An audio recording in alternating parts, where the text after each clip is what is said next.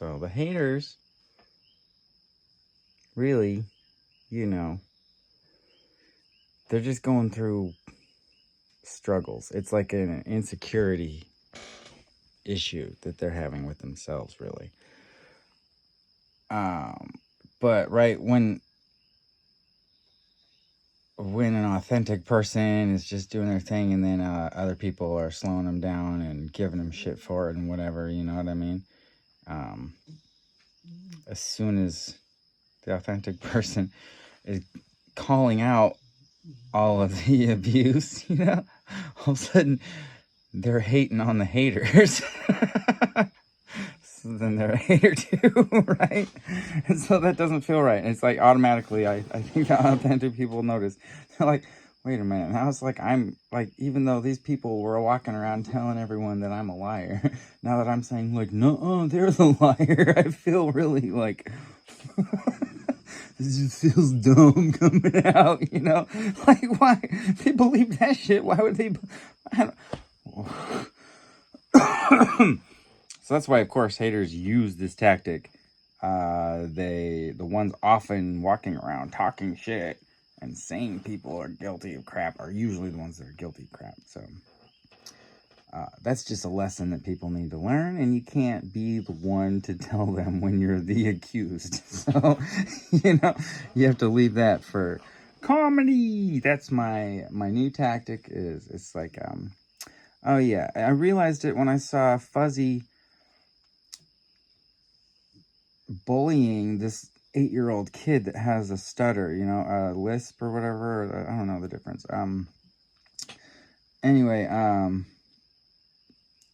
he kept acting like he didn't understand the word, you know what I mean, that he was trying to say. And I mean, it was obvious, and the kid kept trying, and you know, so I could see it. Like, in a way, Fuzzy was being a teacher. He was like, you know, I'm not going to receive the message unless you say the word correctly. But he was kind of being mean about it, and it was in front of everybody and putting the kid on the spot and making the kid feel really like pressured and bullied. It was bullying. And I was just like, man, that's not the way. You know what I mean? Take someone's dignity from them to teach a lesson. That's gonna be how you make a lifelong enemy out of somebody. And then I thought about it. I'm like, wait a minute. This is exactly why Fuzzy's mad at me for 7 years. He was sitting on my couch for 6 months and not doing shit, and he was supposed to be here doing work trade. But the first 4 or 5 months, he was actually ahead, and I owed him. You know, at one point I said I was going to buy him a truck. But yeah, he well overstayed his welcome and burned through that, you know, just by stinking my scene up for... And I gave him his notice, and he just wouldn't leave for 3 or 4 months. And I finally hurt his feelings and told him his construction was like a 3rd grader's. And it was like working with a kid that would not go back and learn his math, you know. And just, you know, pointed out all the wasted lumber that was cut wrong and all this shit, and just made fun of him. I made fun of... And he, you know, realized that I was just pretending to think he was smart that entire time, and I hurt his feelings. And now he's been walking around telling people, don't work for him, he'll never pay you, I built his house. And he didn't build my house. He helped with a few of the walls and stuff and put this roof on wrong, and it still leaks and shit. Yeah, anyway, yeah, he built my house. Bullying doesn't help. The guy has been an enemy now for 7 years, and I bullied him to get him out of here. I finally was just like, dude, you suck, you stink, you're retarded.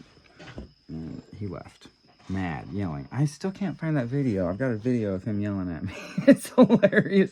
You just want all the drugs and all the women to yourself.